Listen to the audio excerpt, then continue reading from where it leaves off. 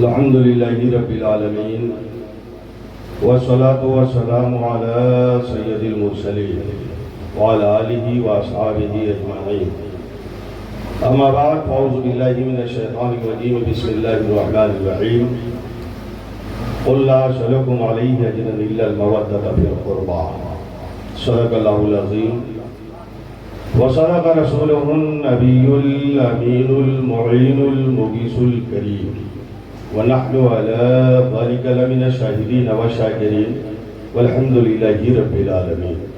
بارگاہ رسالت مآب میں خلوص و محبت سے ہر یہ درود پاک پیش فرمانے صلی اللہ علیہ وسلم۔ سلام علیہ یا رسول اللہ صلی اللہ علیہ وسلم۔ حضرات، خوش نصیبی ہماری اور آپ کی کہ ہم تمامی جشن شہدائی کربلا میں حاضر ہیں۔ پروردگار عالم کی بارگاہ میں دعا ہے مولا ہم سب کی حاضری کو اپنی بارگاہ سمدیت میں قبول فرمائے۔ آل پیغمبر اہل بیت اطہار کی محفل میں آنا، عشق و محبت کرنا یقیناً باعث حسنات و برکات ہے، اور میرا عقیدہ تو یہ ہے کہ آل پیغمبر سے عشق و محبت یہی نجات کا ذریعہ ہے، یہی بخشش کی ضمانت ہے، اور ان کی محفل میں وہی آئے گا جو آل پیغمبر سے عشق و محبت کرتا ہے، جو آل پیغمبر سے عقیدت رکھتا ہے، جو آل پیغمبر سے عشق کرے گا وہی آل پیغمبر کی محفل پاک میں حاضر ہوگا۔ اہل بیت اطہار آل پیغمبر کا مقام منصب بہت طرفوں والا ہے، بہت ہی بلند والا ہے۔ میرے بھائی، اہل بیت اطہار، رفقائی اہل بیت اطہار نے جو کچھ بھی اپنے سر کی قربانیاں پیش کی ہیں وہ ہم غلاموں تک دین اسلام کو پہنچانے کے لیے کی ہیں، ورنہ رتبہ منصب اتنا بلند والا ہے۔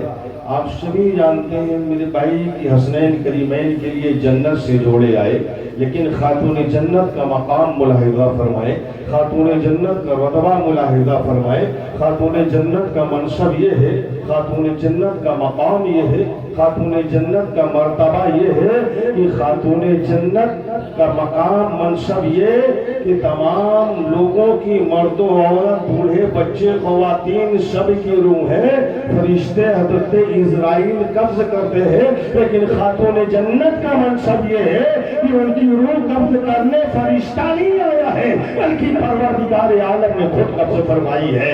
اس لیے کہ قرآن مقدس میں یہاں کہیں موت کو ہو آیا ہے، روح ضمیر مذکر کی آئی ہے، لیکن قرآن ہی کے اندر ایک آیت مبارکہ ہے جس میں موت کو ہا آیا ہے، مؤنث کی ضمیر آئی ہے۔ خاتون جنت نے گویا رب کی بارگاہ میں دعا کی، میرے مولا تو نے قرآن مقدس میں آیت کی ضمیر مؤنث کی جانب اشارہ کیا ہے، اگرچہ اسرائیل مرد، اگرچہ اسرائیل فرشتے ہیں، لیکن یہ میرے مولا وہ مرد ہے۔ اے پروردگار عالم، تو نے قرآن میں جو مؤنث کی ضمیر کا ظہور فرمایا ہے، جو قرآن مقدس میں جو مؤنث کی ضمیر لایا ہے، اے پروردگار عالم اگر تو میری روح قبض کر لے گا تو اس آیت کا ظہور بھی ہو جائے گا، میری پردہ داری بھی ہو جائے گی۔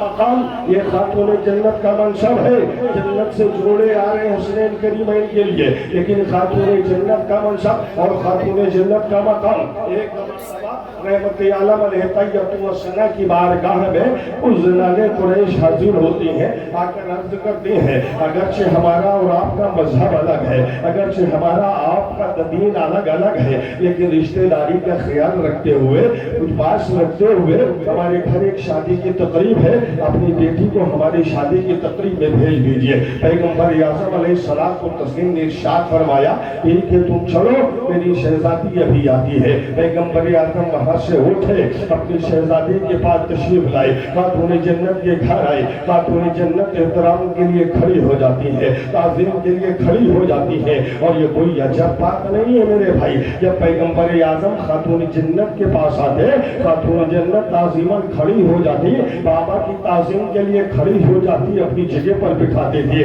لیکن خاتون جنت جب بابا سے ملنے جاتی تھی تو بابا بھی کھڑے ہو جاتے تھے۔ ہمیں نبی کا کھڑا ہونا کوئی عام بات نہیں ہے، نبی کا کھڑا ہونا گویا نبوت کھڑی ہو جاتی ہے۔ ایک خاتون جنت کا مقام ہے، ایک خاتون جنت کا منصب ہے کہ جن کے تعظیم کے لیے احترام کے لیے امام الانبیاء کھڑے ہو جائے، ان کا منصب کتنا بلند والا ہوگا۔ اللہ اکبر اللہ اکبر۔ پیغمبر اعظم تشریف لائے اور لا کر کے ارشاد فرمایا میری شہزادی، اے میری بیٹی، میرے در پر کوئی سائل سوال لے کر کے آئے اور خالی ہاتھ چلا جائے، یہ میرے لطف و کرم سے بعید ہے۔ اے میری شہزادی، میرے در پر کوئی سوال لے کر کے آئے اور خالی دامن واپس چلا جائے، یہ میرے لطف و کرم سے بڑی دور کی بات ہے۔ اے شہزادی، کچھ زنانے قریش آئی تھی اور ان کے گھر کوئی شادی کی تقریب ہے، شادی کی تقریب ہے، اس میں دعوت دے گئی ہے، ہم نے بھیجنے کا وعدہ کر لیا ہے، بیٹی تمہاری کیا مرضی ہے، تمہاری کیا رائے ہے؟ شہزادی عرض کرتی ہے بابا آپ کا حکم شراکوں پر، آپ کا حکم شراکوں پر، لیکن وہ بڑے بڑے امیروں کی بیویاں ہیں، بڑے بڑے رئیسیوں کی شہزادیاں ہیں، اے بابا ان کے پاس قیمتی لباس ہوں گے، ان کے پاس قیمتی زیورات ہوں گے، بابا اپنے پاس کیا ہے؟ یہ پیوندار لباس ہے، یہ پرانی سی چادر ہے، اے باپا اسے پہن کر ہم شادی کی تقریب میں جائیں گے تو صرف میرا نہیں بلکہ دین کا مذاق اڑے گا، اسلام کا مذاق اڑایا جائے گا۔ پیغمبر اعظم ارشاد فرماتے ہیں شہزادے، اگرچہ بڑے بڑے دنیاوی رئیسوں کی بیٹیاں ہیں، تم تو شہنشاہ دو عالم کی شہزادی ہو، اگر وہ بڑے بڑے امیروں کی بیویاں ہیں تم تو امام الانبیاء کی بیٹی ہو۔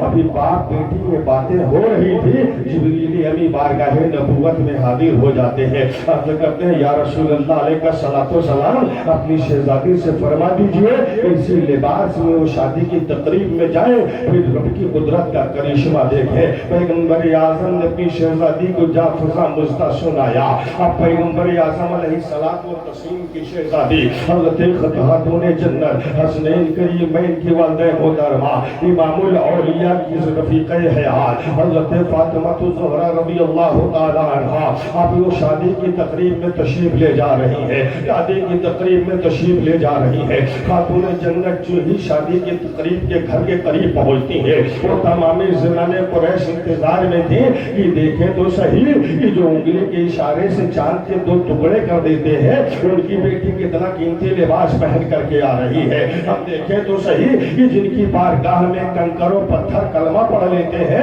ان کی شہزادی کتنے قیمتی زیورات پہن کر کے آتی ہے۔ اب دیکھیں تو صحیح کہ جن کی بارگاہ میں درخت آ کر صلاۃ و سلام علیک یا رسول اللہ پڑھتا ہے، ان کی بیٹی کتنے قیمتی ملبوسات پہن کر کے آتی ہے۔ اللہ اکبر۔ وہ لوگ دیکھ رہی تھی کہ کتنے قیمتی لباس پہن کر کے آ رہی ہے، کتنے قیمتی زیورات پہن کر کے آ رہی ہے۔ اتنے میں ایک آواز گونجتی ہے، اے زنانِ قریش تعظیم کے لیے کھڑی ہو جاؤ، اس لیے کہ پیغمبر اعظم کی شہزادی تشریف لا رہی ہے۔ اللہ اکبر اللہ اکبر۔ وہ تمامی زنانِ قریش کھڑی ہو جاتی ہے۔ اب دیکھتی کیا ہے؟ امام الانبیاء کی شہزادی شان کے ساتھ میں آ رہی ہے، یہ تمام حوریں آپ کے ساتھ میں ہے، وہ عفت کا دامن سنبھالے ہے، وہ قدموں کے نیچے کی دھول چومتی جا رہی ہے، وہ پنکھا جھپتی جا رہی ہے، اس شان و شوکت کے ساتھ میں حضرت خاتون جنت شادی کی تقریب میں جاتی ہے۔ زنانِ قریش دیکھ کر دنگ ہے، آخر سوال کر دیا، اے فاطمہ الزہرا یہ تو بتاؤ اتنا قیمتی لباس تمہیں کہاں سے ملا ہے؟ آپ نے ارشاد فرمایا میرے بابا سے ملا ہے۔ آپ بابا کو کہاں سے ملا ہے؟ آپ بابا کو جبریل امین نے لا کر دیا ہے۔ جبریل کو کہاں سے ملا ہے؟ جبریل کو جنت سے ملا ہے۔ یہ تمہاری تقریب میں جو لباس پہن کر میں آئی ہوں، یہ دنیاوی لباس نہیں ہے بلکہ یہ جنتی لباس پہن کر تمہاری تقریب میں آ گئی ہے۔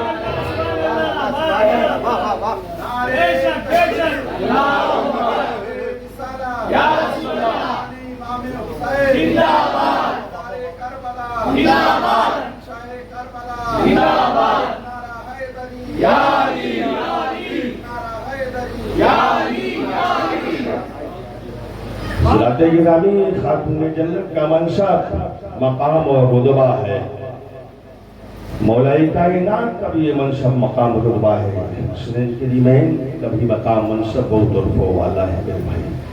لیکن مشیت خدا بندی تھی کہ اسلام کے گلشن کو آل پیغمبر کے خون سے سینچا جائے گا، بس مقصد یہ تھا۔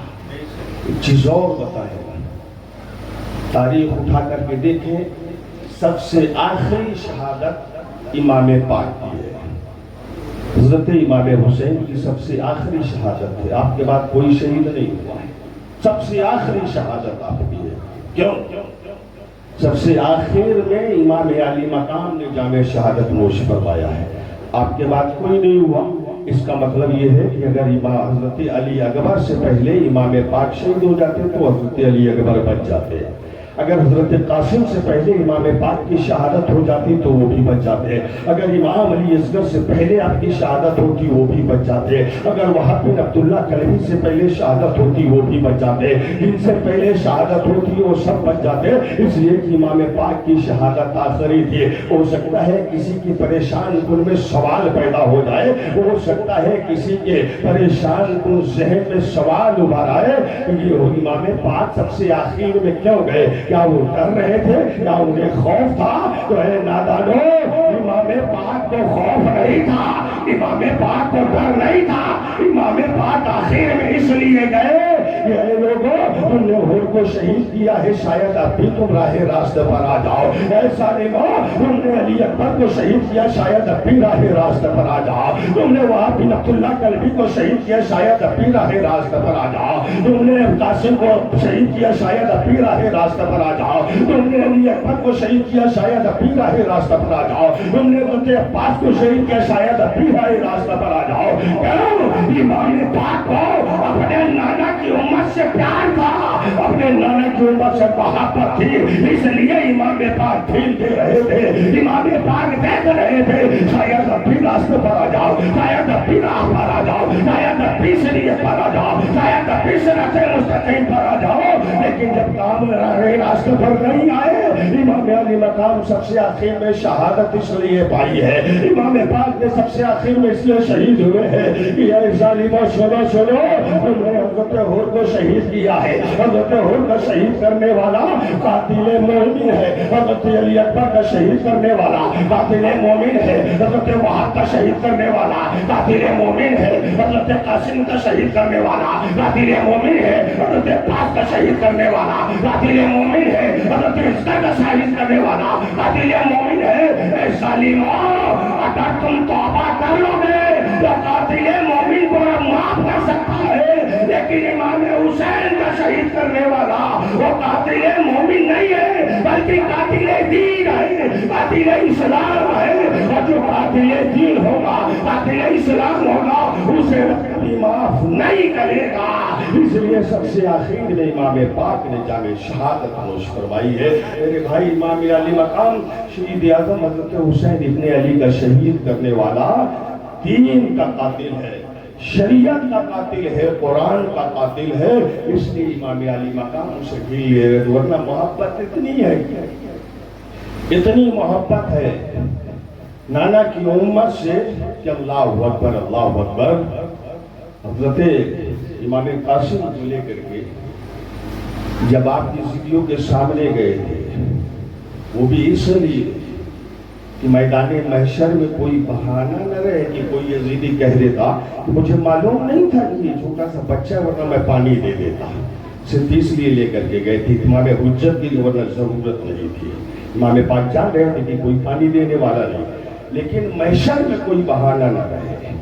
لیکن جب ظالموں نے حضرت علی اصغر کو بھی شہید کیا، اسی سنہ میں حضرت عبداللہ یمنی جو امام پاک کے عاشق تھے، امام پاک کے مرید تھے، امام پاک کے چاہنے والے تھے، امام پاک کے ہاتھوں پر بیعت کر چکے تھے، حضرت عبداللہ یمنی تجارت کرتے تھے کہ اپنا سامان تجارت جہاز لاد دیتے ہیں، خود سوار ہو جاتے ہیں۔ نانا کی امت سے پیار کتنا ہے امام پاک کو بتانا یہ مقصد ہے میرے بھائی۔ حضرت عبداللہ یمنی تجارت کا سامان لاد دیے، خود جہاز میں سوار ہو گئے۔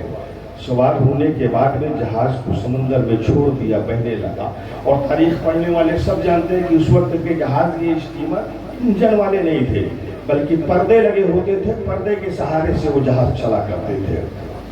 حضرت عبداللہ یمنی جہاز پر سوار ہو کر کے سامان تجارت لاد کر کے چل دیتے ہیں۔ بیچ سمندر میں جہاز پہنچا، ایک بھیانک طوفان آتا ہے، زوردار طوفان آیا، ایسا محسوس ہونے لگا کہ ابھی ان کی کشتی اسی میں ڈوب جائے گی، جہاز اسی میں غرق ہو جائے گا، مال و اسباب بھی جائے گا، جان بھی جائے گی۔ اسی پریشانی کے عالم میں حضرت عبداللہ یمنی کے دل سے آواز نکلتی ہے، آقا امام پاک ہماری خبر لیجئے، اے پیر و مرشد ہماری خبر لیجئے۔ دل سے آواز نکلی حضرت عبداللہ یمنی کی، اے حضور پیر و مرشد خبر لیجئے، امام پاک خبر لیجئے۔ دیکھتے کیا ہے کہ آن کی آن میں چہرے پر نقاب ڈالے ہوئے کوئی سواری سے آیا اور اس کے ہاتھ خالی نہیں تھے، اس نے کاندھے کا سہارا دے کر کے جہاز کو ساحل سے لگا دیا۔